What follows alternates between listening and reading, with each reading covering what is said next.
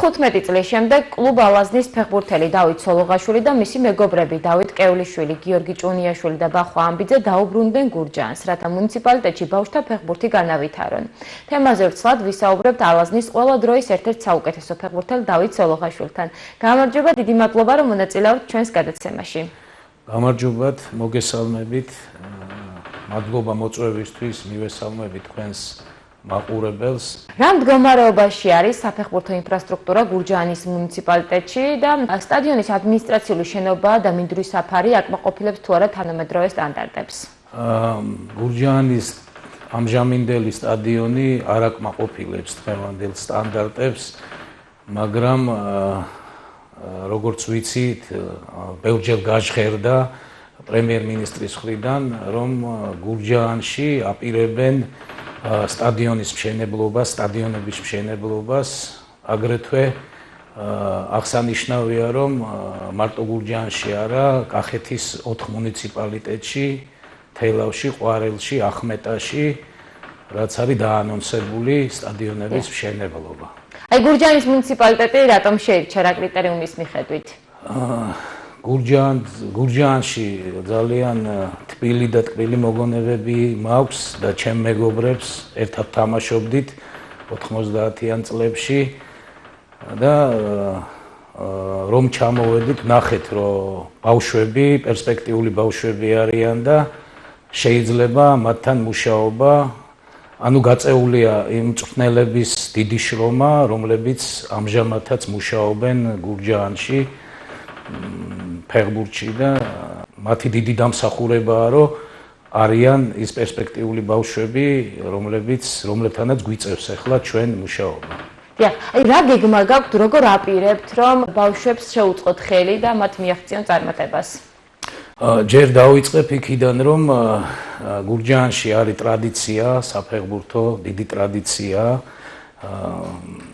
ხო და მთავარი რაც არის, გვაქვს მიზანი, რომ გურჯაანის ალაზანი დაბრუნდეს ისე უმაღლეს ლიგაში. ამას რა თქმა უნდა დრო დაჭირდება და თვითონ რა რეფორმებია დასატარებელი, რომ დაბრუნდეს? რა თქმა უნდა, პირველ რიგში ინფრასტრუქტურა, რომ ბავშვებს ჰქონდეთ პირობები სავარჯიშო, რომ გაიზარდონ. ამჟამად გვაქვს მასობრიობა, მაგრამ ეს მასობრიობა უნდა გადაიზარდოს უფრო პროფესიონალიზმისკენ, პროფესიონალიზმის კუთხით უნდა განვითარდნენ ბავშვები. გურჯაანში იმიტომ ჩამოვედით, როდესაც ჩამოვედით მე და ჩემი მეგობრები, რა თქმა უნდა, ეს ინიციატივა მოდის ბატონი დავით სონღულაშვილისგან და მე შეხვედრები ადგილობრივ ხელმძღვანელობასთან, ბატონ გიორგი მაჭავარიანთან დავინახეთ, რომ მათაც დიდი მონდომება აქვთ შემდგომი განვითარებისთვის ბავშვების და გუნდის უმაღლესი ლიგაში დაბრუნების და თბილად შეგხვდნენ და ჩვენც გაგვიჩნდა იმის სურვილი, დიდი სურვილი, რომ ეს ყველაფერი განვახორციელოთ ერთად, რა თქმა უნდა. აი დაახლოებით რა დრო დასჭირდება? როგორ შედეგი დაინახოთ? ეგ ცოტა ძნელი სათქმელია. მთავარი არის ამჟამად ვიტყვი, რომ მთავარი არის, რომ გვაქვს მიზანი და ამ მიზნისკენ მივდივართ ერთად და ყველაფერი ის რაც არის საჭირო, როცა გვექნება სტადიონი, მე შეიძლება უკვე კონკრეტულად მაგ დროზე ვისაუბროთ. რამდენი დრო დაჭირდება და როგორ. კონკრეტულად ახლა ვერ გეტყვით. დიახ. აი გარდა ინფრასტრუქტურისა კიდევ რა პრობლემები დაინახეთ, რაც გამოსასწორებელი არის? ჩემპიონატი არ არსებობდა კახეთის, ანუ მე და გია ჭუნიაშვილი ვართ კახეთის ფედერაციის აღმასკომში და ფეხბურთის ფედერაციასთან ერთად კახეთის ფეხბურთის ფედერაციასთან ერთად დავიწყეთ კახეთის ჩემპიონატი. დიახ. შარშან ჩავატარეთ, საკმაო თამაშები გამოუვიდათ ბავშვებს, რაც მანამდე არ ქონდათ. სადღაც 28 თამაშამდე ეს ძალიან მნიშვნელოვანია. ჩავატარეთ ერთი საერთაშორისო ტურნირი, სადაც სამასაკში სამი ქვეყანა იყო წარმოდგენილი. ჩავატარეთ აგრეთვე ამხანაგური თამაშები საერთაშორისო, ტაშკენტის სპარტაკორი ყავდა ჩამოყვანილი და ესე ვაპირებთ განვითარებას. მე როგორც მახსოვს ძალიან კარგად თამაშობდნენ, ბოლოს აი მგონი ტაშკენტთან დამარცხდნენ, ხო, ჩვენი ფეხბურთელები? ჩვენები გია ბარნაბიშვილმა 2013 წელს დაბადებულებმა ფინალში დამარცხდნენ და 2015 წელს დაბადებულები გახდნენ ჩემპიონები. დიახ. ანუ ეს უკვე ძალიან კარგი შედეგი არის, ანუ პოტენციალი არის. რა თქმა უნდა, კიდევ მინდა აღვნიშნო, რომ ანუ ჩვენი ფეხბურთის ფლაგმანები ვინც არიან, დინამო თბილისი, იბერია, ბენდელას თასზე იყვნენ 2013 წელს დაბადებულები, 24 გუნდი იყო, იღებდა მონაწილეობას საერთაშორისო ტურნირზე.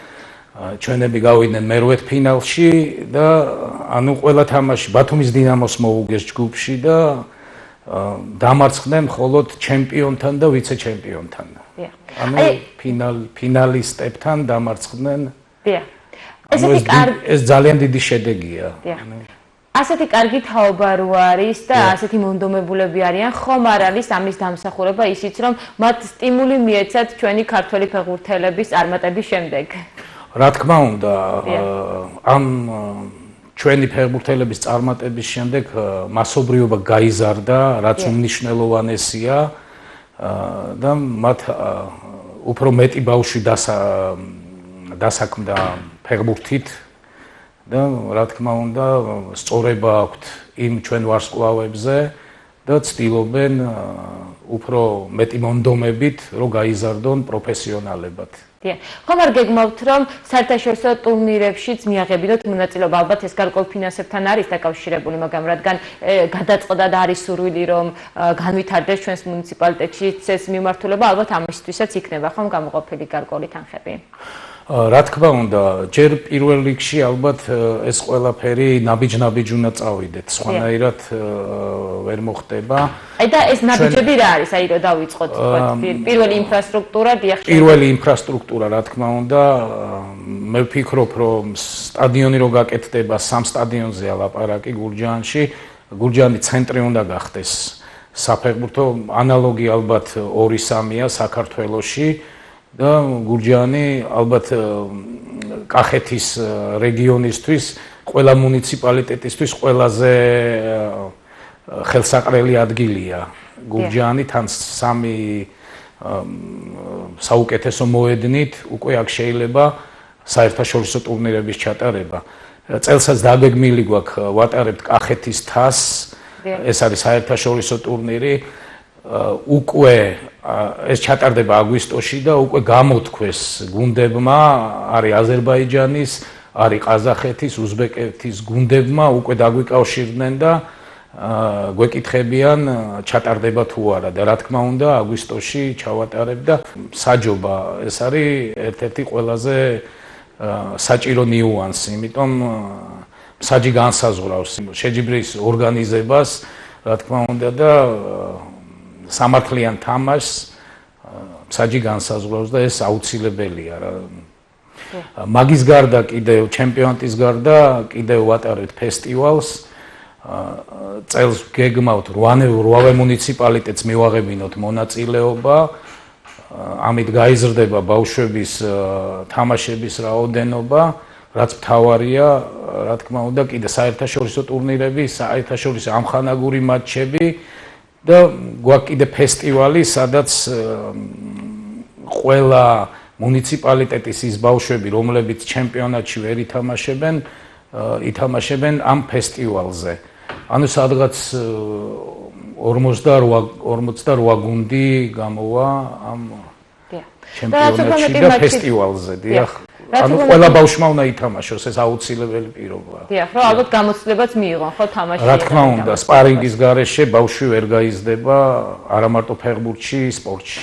დიახ. ჩვენ გვახსოვს, რომ გურჯაანის ცენტრალურ სტადიონზე დადიოდა ყველაზე მეტი გულშემატკივარი ხოლმე. აი, რას პირდებით ახლა ქომაგებს აუბრუნდება თუ არა სტადიონს მაყურებელი? მე ჩემი პრაქტიკიდან გამომდინარე ვიცი, მახსოვს, რომ ყველაზე მეტი გასვლებზეც ჰქონდა სხვადასხვა რეგიონებში თამაში და ყველაზე მეტი გულშემატკივარი გურჯაანში დადიოდა და ყველაზე მეტი აღტკინება იყო და გულშემატკივრობა, რა თქმა უნდა და ამის დაბრუნება ჩვენი მიზანიც ეს არის ჩემ მეგობრებთან ერთად რომ ჩვენი გამოწვევაც არის რა თქმა უნდა რომ გურჯაანი დაბრუნდეს და იმ ხალხმა რომელსაც უყვარს ფეხბურთი ისევ გაიხარონ გურჯაანის ალაზნის წარმატებით. დიდი მადლობა რომ მიიღეთ ჩვენს გადაცემაში მონაწილეობა, წარმატებას გისურვებთ. დიდი მადლობა.